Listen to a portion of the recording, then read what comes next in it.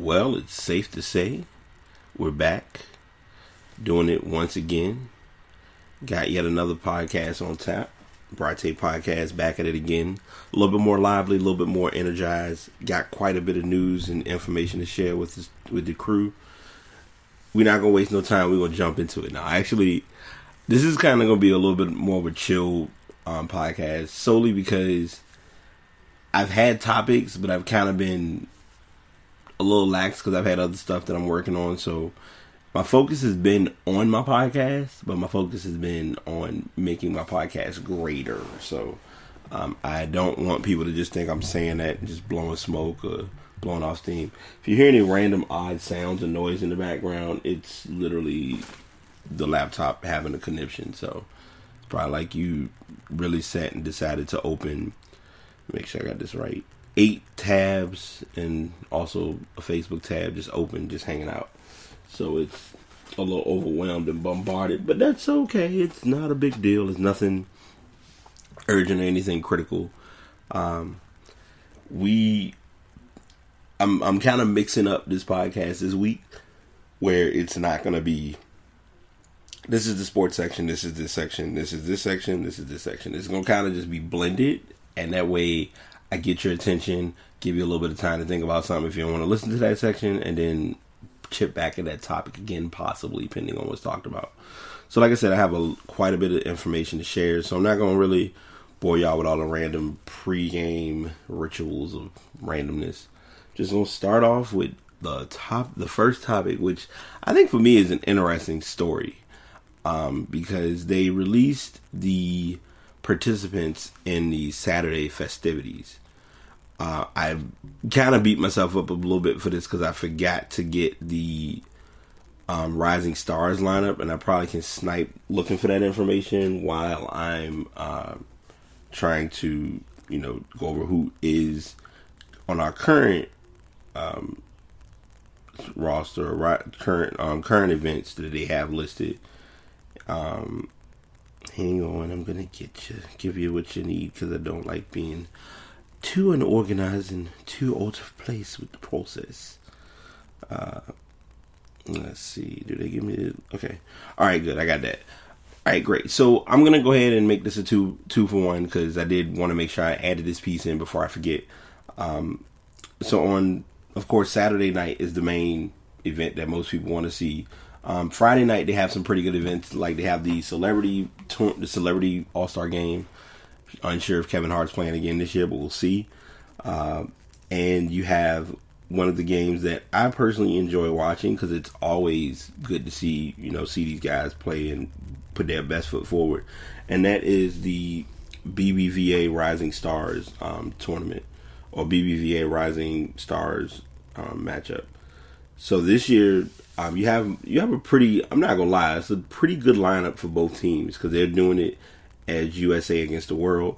On the USA side, you got Devin Booker, Malcolm Brogdon, Marquise Chris, Brandon Ingram. Didn't know. Oh yeah, that's right. This is rookie year. Duh.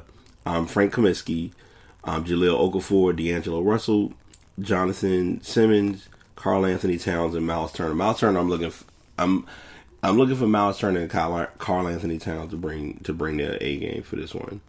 On the world team, we have Joel Embiid, and I'm looking at this like I'm blind as a bat. We have Joel Embiid, Dante Exum. Didn't even know that it's been like he's still on his like he's actually in year number 2. Buddy Hield, Nikola Jokic, Trey Lyles, Emmanuel Mudiay, Jamal Murray, Kristaps Porzingis, Domantas Sabonis. For those of you who do or don't know, that's Arvydas Sabonis' son, and Dario Saric. They're all going to be playing in the BBVA Rising Stars matchup, and I'm going to go ahead and break the story now because it just broke. Zach LaVine is actually going to be out for the remainder of the season. He's going to be having an ACL surgery as well. It looks like I guess he had a major serious injury, and more than likely that factors in, and it kind of blends into the current topic, which is why he's not participating in the Verizon slam dunk. So I'm going to go ahead and give you a fair warning before we continue. From what I can observe with the overall lineups for the All-Star weekend, and it was like this last year, but I think this year it's really pounded, borderline. They have branded each event very heavily, and a perfect example of that, the Rising Stars is always BBVA. Slam Dunk didn't know if it was Verizon until this year.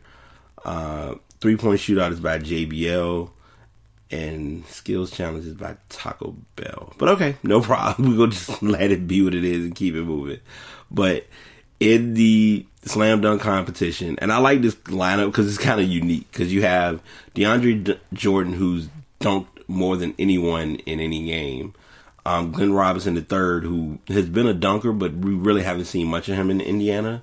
Aaron Gordon, last year's runner-up to Zach LaVine.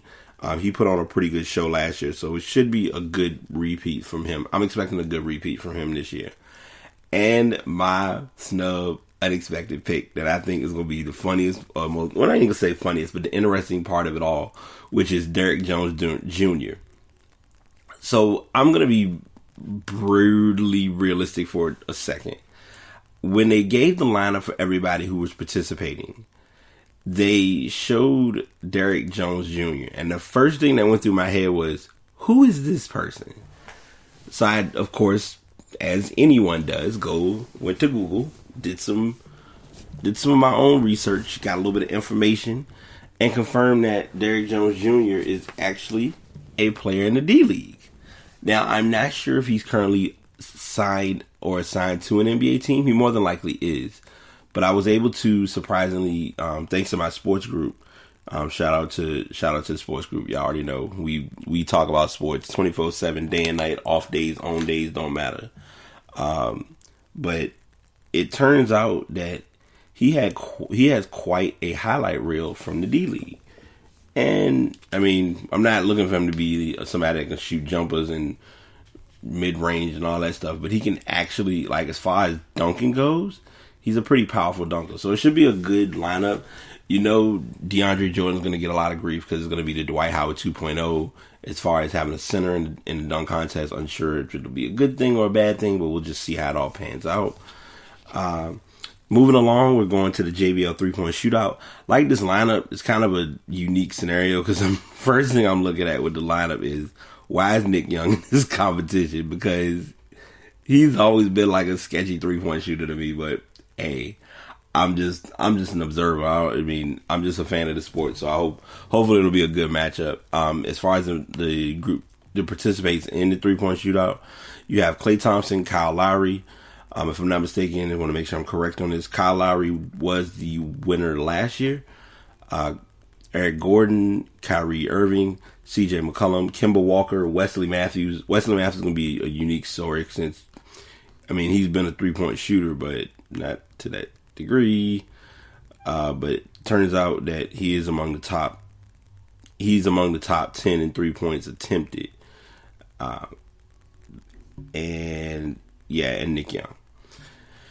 And swinging over to the skills challenge, which I think is going to be unique because they're doing what's called a big man versus, they're doing the bigs against the guards this year. So you have Kristaps Porzingis, DeMarcus Cousins, the Unibrow, Anthony Davis, the Project, Joel Embiid, IT4, Isaiah Thomas, Gordon Hayward, J-Dub, John Wall, and Devin Booker. I'm looking at everyone who's like, and the reason they made this a big deal this year was because last year, Karl Anthony Towns actually won the skills challenge. And then, obviously he's a big man. So for him to win it the way he did, and it was against, of all players, one of the shortest guys in the league, Isaiah Thomas, who's back this year. So, Isaiah Thomas definitely wants to, regain his reign or, defend himself from that defeat against him in that matchup. So those are all of that'll be pretty much all of the festivities and participants in the events leading up to what's considered as the scoring / no defense event until the fourth quarter main event, known as the NBA All-Star Game.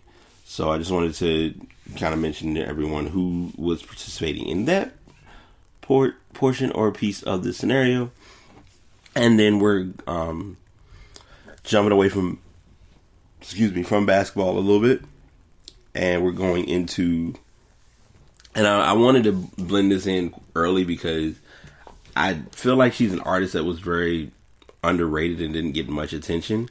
But then it's even tougher because, this is a new story for me because as I share these stories, I learn about what these, what happened with these individuals or how, things, et cetera, et cetera.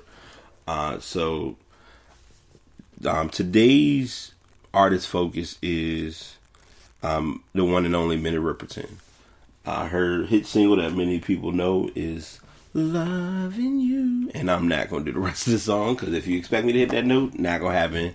I'll lose listeners, followers, might have copyright infringement, so I'm not taking no chances. Back in 1971, she died at the young age of 31. But Minnie Riperton was a very talented performer.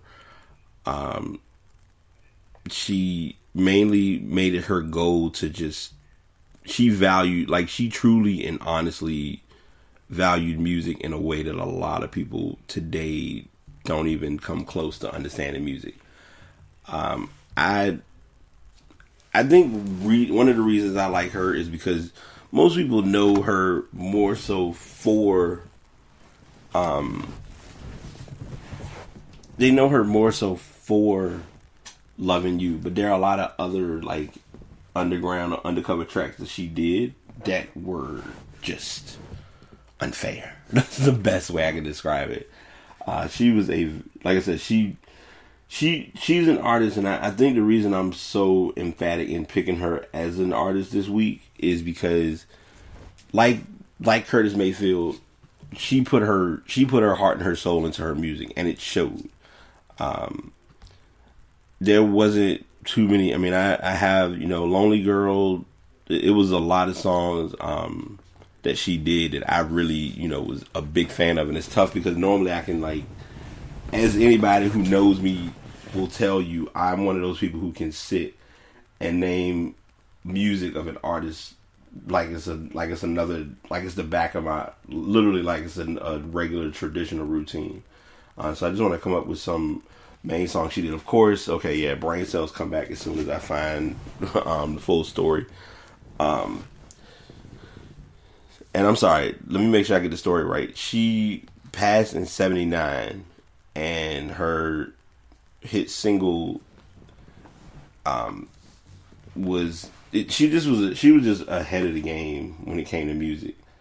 One of her other singles, "Back Down Memory Lane." Memory Lane was hers. "You Can See Inside Me. Will You Come Inside Me? Do You?" "Inside My Love" was a very unique song. And I say, and I know I use unique with a lot of these artists, but if you really go back and listen to "Inside My Love" and what she was talking about, she was telling you a story that I always can remember. Let's see. Trying to think of some other songs she had. "Light My Fire." Yep. "Perfect Angel." "Perfect Angel" was a good song she did. But yeah, I wanted to go a little bit of a different route, and I still have more artists, so I'm going to be throwing more. And like I said, I've mentioned to people, and I'm asking everyone who is listening, if you do have any artists or suggestions for individuals you would like me to talk about in the artist spotlight, I don't mind. I'm not very picky or very choosy. And since we're on the subject of artists, since this is Black History Month, if you're following me on Instagram under Brate82, and I have both of my pages, my Brate82 page and my Brate podcast page are both open and public, so I don't have it where it's locked and you can't see it. I do a daily, it's almost like a fun fact, but it's also like an informative breakdown of a individual in Black history.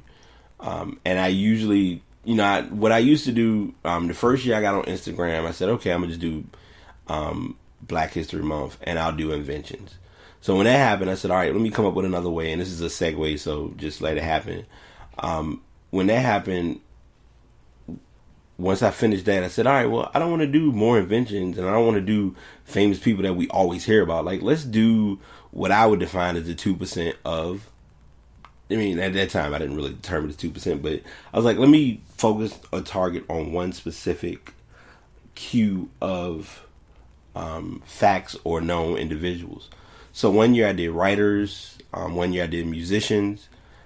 This year I'm doing artists. So anyone who paints, draws, designs, that's into the art scene, those are the people who I'm doing for Black History Month for this year and for the month of February. I know it would be a beneficial thing to do every day. I would like to get to that point and do that, but like anything, it just comes with time and taking steps. So I will be working on that, but I just wanted to share that with you all in what I do with how I handle Black History Month. I'm a little different. Anybody who knows me will always tell you I'm a little different with things. What a road we travel together. Thanks so much to you for sharing your time with me. What great memories we've had over the last almost 50 years. But now it's time for me to turn over the play-by-play duties to those fine young announcers who are growing up at ESPN. Make no mistake about it, I'm going to miss games like this. I'm going to miss working with all the great analysts that I've been with through the year. But maybe you'll pay a visit out with me. Pay me a visit out of my new place in Las Vegas. Why not? We could share a cold one and maybe a win or two. Anyway, thank you so much for all the appreciation and all the great moments we've experienced together. God bless. Brent Musburger is a guy who I could talk about for hours, and I'm not going to because we don't have an hour podcast, but the process and the mindset he has for sports, his knowledge of sports is just, he's been in the game for a long time. 50 years, come on. I wanted to make sure when I did share the picture and share the story about him, that I not only put a picture of his, like a retro picture of Brent Musburger, but I also wanted to put when Kentucky made the plaque for him for doing his last game at Kentucky. And it was against Georgia, and it was, the interesting part, it was oddly enough a close game. Kentucky almost could have lost that game, because at one point at halftime, the score was 29-29 at halftime, not in the middle of the first half. At halftime, both teams scored 58 points combined. But Brent Musburger did the game just like he does all his games. He was, calm, cool, collective, relaxed, chilling, just out there doing his thing, talking about his passion, and he put on a good show. But I'm talking about him, and I'm bringing this up because he reinvented. I ain't gonna say he reinvented, but he added a piece to what you call giving an effort to what he did. Like he tooled his craft. And that's something that, I guess that's kind of why I want to talk about him for a second. When you're doing something or you're working on something and it's your skill or your craft or your niche or it's something that you have a passion for, and I'm finally glad, because now this is where I'm going to use what I have as information, but kind of improv on it so y'all just kind of can understand. If I'm having a venting moment, just let me have it because I need to talk. But Brent Musburger was great with his craft of being an analyst with sports. And he didn't just he did basketball, he did baseball, he did football. Only sport that it would have been interesting to see him do it, and he may have done it and I just don't need to do my research, is if he did soccer.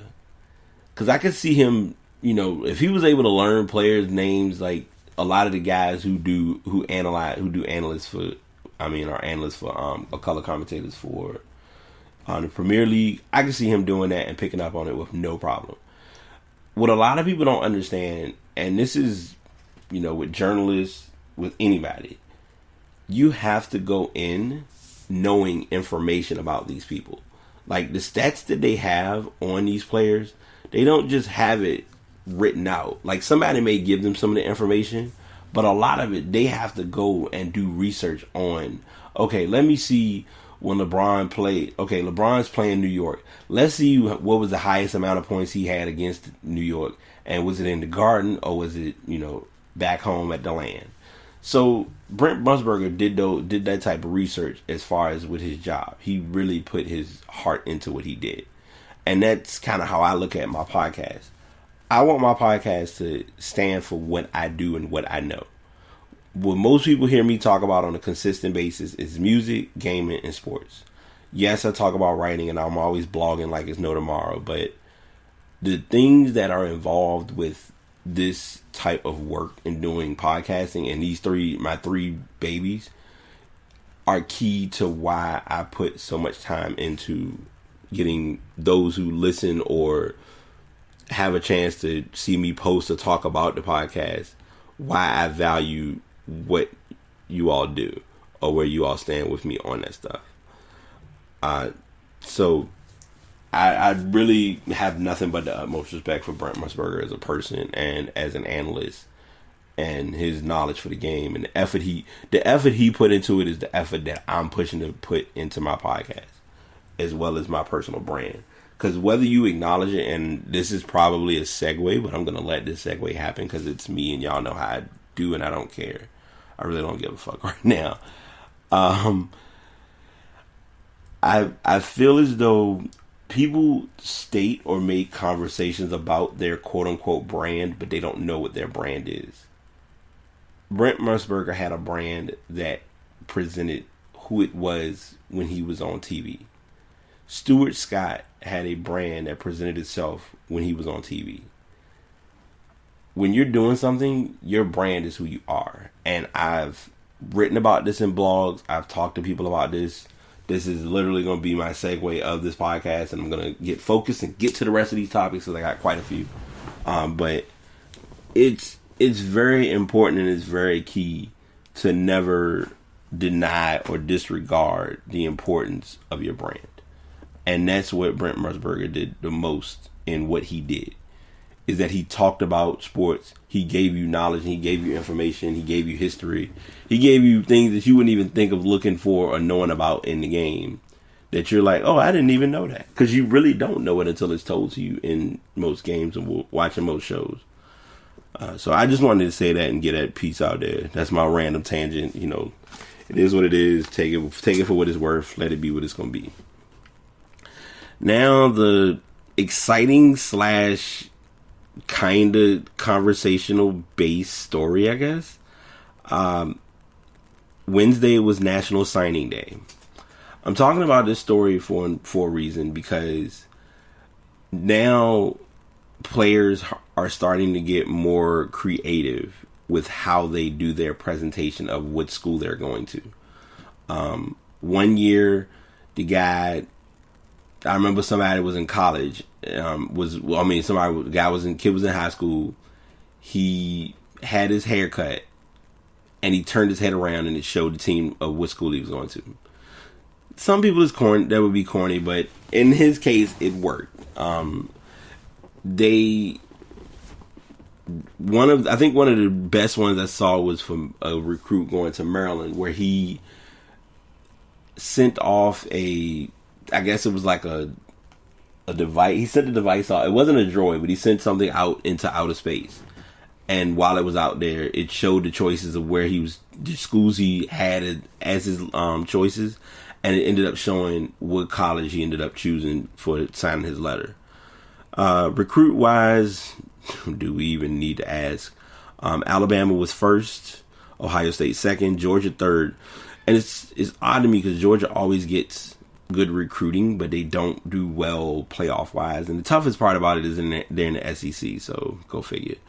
5-star players. It looks like it was a good amount of 5-star players, but there weren't many.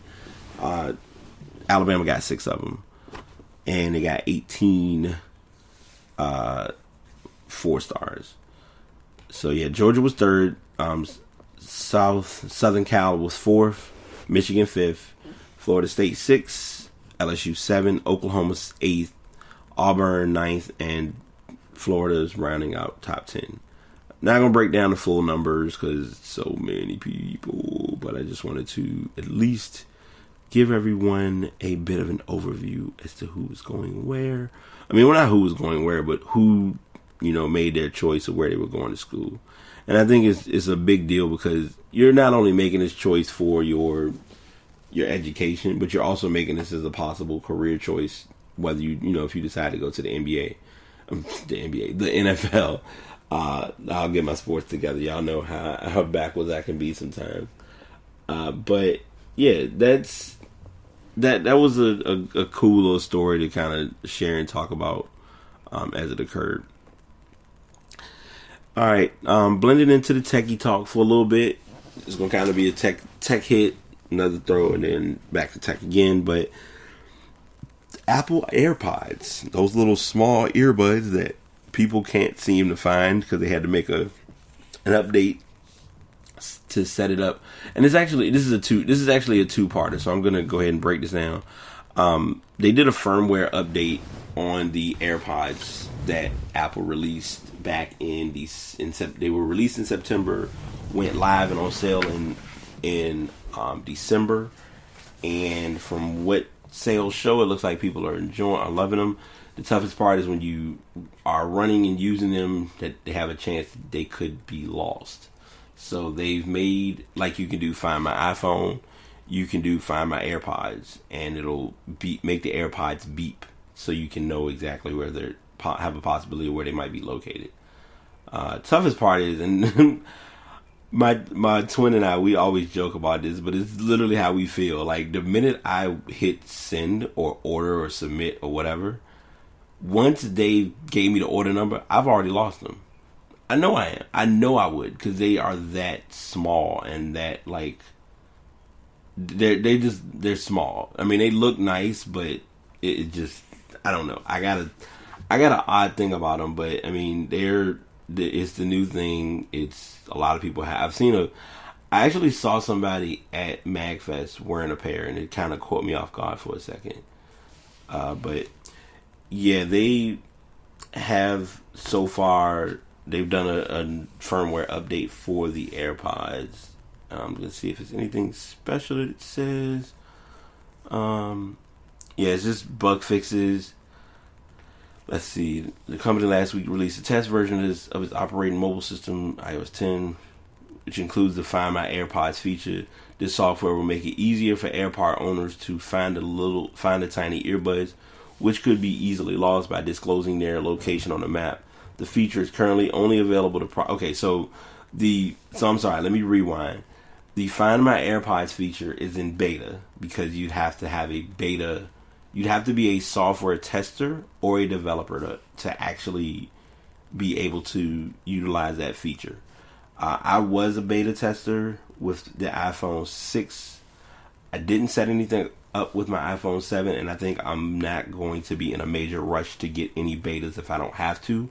The only reason why is because unless the beta is going to bring something major, yeah, I'll go for it then, but I'm not even like in a rush to go after it right now. That's just my status with that. So yeah, the AirPods come out with a new update. And I'm sorry, this is the other part, because I did show this in the image and I want to make sure I don't forget. And I'm not rambling fast to get by it, because that's not how I feng shui. But I want to say it's Spigen. Spigen is a known case company. I believe, I can't think of the other company thing. Belkin may have this as well, but they've decided to make a device or a accessory that you can clip your AirPods to it, and basically, long story short, it turns your AirPods into Beats by Dre. I just go say it just like it is, because that's pretty much what you're doing. I always talk about earbuds and Bluetooth earbuds, and I always make this conversation to people loud and clear. Beats by Dre is its own radar, does its own thing. I'm personally guilty of joking about this, and I even owned a pair briefly. I'm not the biggest fan of the choker, so anybody, I've talked about this on a podcast probably before, but the choker Bluetooth is not my thing. But I've seen a lot of people who wear them, they like them, they love them. all them all day, love it, no problem. But it's unique because the Beats by Dre has a similar wear design, but it doesn't feel as heavy. Like I can wear those and forget that I'm wearing them. That's how much I like wearing my my Beats. I just got a pair of Jaybirds, and I'm in the weirdest phase of this, and this is probably like sidebar again, but the pairing process for my Jaybirds isn't going as smooth as I expected. So I'm trying to still do some research on that and getting it to its proper procedure and proper par of getting that, having that done. But yeah, I'm gonna see how these are and if it's has a similar wear and feel of the Beats, because I feel like it does. I just need to test it out and really see, where it stands and what it's all about. Sorry, I'm like, if I'm away from the microphone for a second, I'm sitting here because I just bought an Xbox Connect, and I don't know why, because I don't have space to use it here, but that'll change soon. But I see like a little light on it, and I guess it's the camera that always is on, but I'm actually thinking I'm wrong because it's actually the Xbox logo. But random tangent, don't mind me. Next topic. Segue random, just being me. We are going to, and I found this article because I guess this is the best way to talk about it, because for the past week and some change, it's been Charles Barkley taking shots at LeBron. LeBron's tired of being talked about. LeBron made comments back at Charles Barkley because he wanted him. I think LeBron is just tired of being pushed over, or seeming like he's a pushover. He already gets enough slack as it is for being a big baby and a big flopper.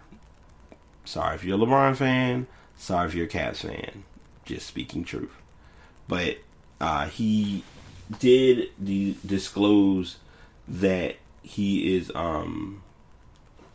he's looking to get things back on track with his routine, as far as they basically, okay, let me rewind because I'm blah blahing and rambling because I just got some information that I forgot all about, but it's neither here nor there. They did, USA Today, I guess, did what you would define as a winners and losers of the Charles Barkley and LeBron James feud. Because it was mainly, LeBron, I think, was tough about it because I actually finally saw the storyline. And from Shaq's perspective, I get it. Shaq is saying it as, don't put LeBron in the category of Q like he's not a great player. The toughest part about it is LeBron's one of the best players in the NBA, if not the best. He doesn't produce and show as being the best because he doesn't have to, thanks to who he has as, who complements his team, as far as his teammates. I don't know why I want to say compliments his team. But they talked about the top 10 winners of the feud. They put number 10 was Kyrie Irving and Kevin Love. I'm not going to really read the details. If you want the details of who and of the whys as to what order they were put in, it will be in the description. Number 9 was Dwayne Wade. Number 8, David Griffin, who's the GM. Number 7, King James. And I'm sadly calling him that, but it is what it is. Number 6, the Warriors. And it's because it's the impression or assumption that Golden State's looked at as just a run and shoot team, and they don't play a lot of, they play defense, but they don't have a lot of scoring portions to the process. Let's see. Sorry. Moment. Number 5, Shaquille O'Neal, which was because Shaq came to the defense of LeBron in regards to this. Number 4, Dave McManaman. I hope I pronounced that right. If I did not, then oh well. But McManaman broke the story as far as saying that Barkley was a hater, and that kind of triggered all of this to be what it is. Number 3, Jordan Farmar. He was able to get a chance to actually possibly play for somebody's team because he has not been playing for a while, or we haven't heard about him in a while. And you have a few other point guards who are trying to get a spot on the Cleveland Cavaliers roster as far as being a backup point guard, since they are limited with only Kyrie being their main point guard persona.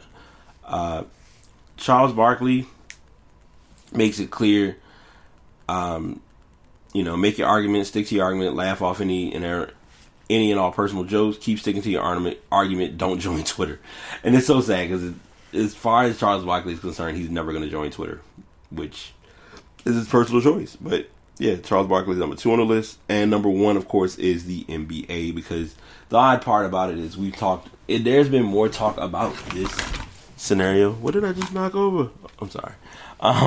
There's been a lot of talk about this storyline between the two of them, but there's been no talk about the Super Bowl. There hasn't been, Media Day came and went, and I probably have been missing out on it because I'm trying to get ESPN here and there as I can, but it's been about, the NBA has gotten a lot more attention than expected.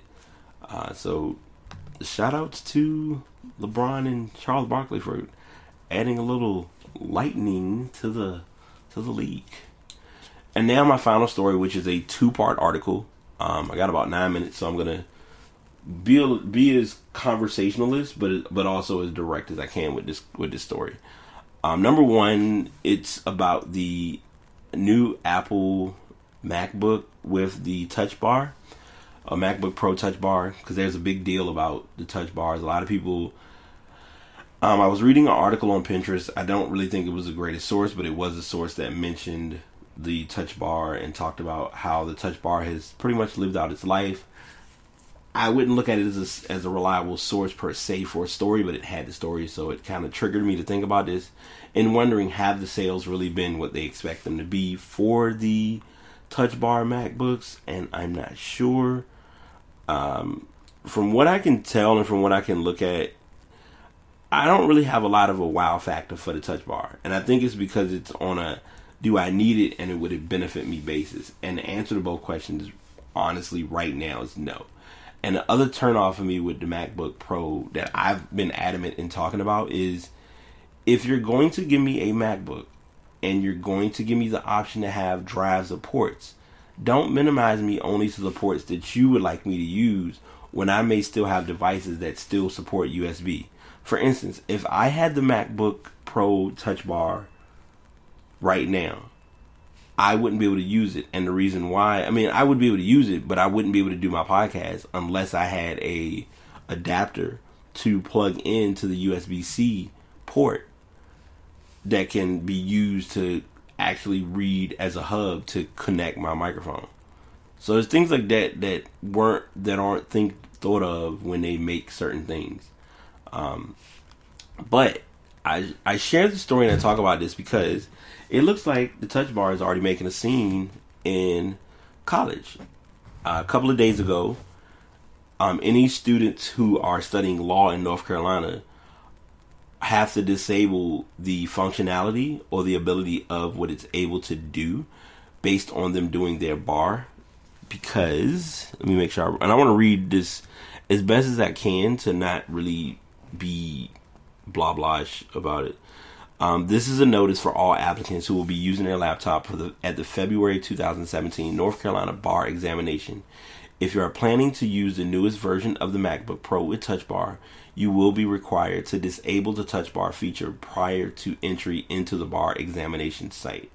Please be advised that the announcing proctor will make the announcement at the start of the exam session, asking anyone who is using a MacBook Pro with Touch Bar to raise their hand so that a proctor or exam soft technician can come to their seat and ensure that the Touch Bar has been disabled.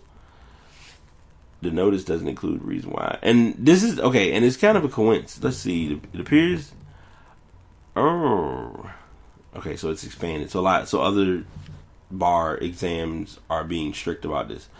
What's interesting, and I'm just reading and looking at this, is they don't explain why you can't use it, but they confirm or have a good idea that it gives more functionality with you using it in the class. So I guess they have to, because it's something new and this will really cap me off, because now I'm just gonna not even look at my tab and just kind of count my time, because I know when the 40 come, I got that 5-minute window that I got to fight with. But I'm gonna say this the touch bar, the touch ID, everything that's coming into play with the new MacBooks is going to be interesting from a very legal standpoint. And of course, there's my time running out message. I couldn't love you more. Time is running out. Sorry. But it's what's going to be the key factor of this is that if the MacBooks, matter of fact, I'll give you a realistic scenario. We're going to take it away from the North Carolina law and California bar exams and all that, just common everyday stuff. If a person is put in a position where they have to unlock their computer and it's for a legal purpose, if that person chooses not to enter their information, they don't have to. You know why? Because unless you make that person, or unless you have something in writing stating, hey, we need your fingerprint to put onto this computer so we can go into it because we need information for a case. It's going to be tough, but no one's thought of that part. And I think that will be about the only perk I see of having the touch bar and having the touch ID. But all of the other stuff was not thought out properly. And what I really had the last tab for to point out, and this is really going to cap into my closing, is the touch bar was not considered when they factored in the battery life of the MacBook. Because if you're going to be using a touch bar, that means that it's going to be more screen touch or screen usage. Already, if you're typing on it, that's one thing. But if your keyboard if you're using your keyboard and then you're having to adjust things there, like let's say you're working on Final Cut and you have your laptop and you don't have a charger, or you have a charger but you can't use it at that moment, it's gonna play a key role into how much you can work on without you needing to charge your phone. Charge your computer. And that wasn't considered because now the battery that's in the MacBook Pro is the same as most of the MacBooks that they use already. Because they don't, from what I can tell, and I gotta remember the keynote to a T because I don't, but they didn't really say much about battery life, or that we enhanced the battery life, because they usually will, and they probably are going to do it on the next one, so we hope they get it right. But that was a factor that wasn't put into place when it came to looking at the MacBook Pro when they broke it down. But I'm looking forward to, I'm hoping I can see someone who actually buy one and really give a review personally, not going by people online talking about it, because when they talk about it, they're going to give their unbiased opinion, which is totally fine. Some may be biased, and I already know how that goes. So we'll leave it there, and I'm kind of capping and closing and mixing and matching. But what I want to say to everyone is, and I talked about this in the middle, I'm bringing this up again because I really want to emphasize this to people who are listening. Please know, build, enhance, work on, challenge, go for, attempt, utilize your knowledge, and work on your brand. I didn't realize how important branding was until I've seen it in action. And I'll give a personal story and then I'll cap off. A friend of mine, his name is JV. JV's a big reason why I bought this computer. He's a big reason now that I do a lot more things with what I'm trying to work on with my Mac. I still want more things to work on and more stuff to do, but at least, you got to start somewhere to get somewhere. So if it wasn't for him, I wouldn't really be doing a lot of things that I'm doing with trying to get my MacBook and trying to work on computers and being into it like I am. But yet, here we are. So my point is, if you have a brand, if you have a skill, if you have a knowledge, by all means, do it, use it, put it to its full potential. Thanks for listening. Thanks for tuning in. I appreciate everybody who takes time to share what I'm posting, to talk about whatever I'm doing, to give me feedback, to call me out on whatever I miss, things of that sort. But if you are or aren't checking out the podcast, if this is your first time, go to iTunes. I'm on Bright Tape Podcast on iTunes. Just look for the microphone, the 3 logos around the microphone. I'm always talking about different topics, and I have fun doing what I do, being who I am, and loving what I love. Y'all stay safe, be good, be careful. It's the weekend. Do something good for somebody, do something good for yourself. Until next time, BT signing out. Peace. Nah, just kidding. Peace.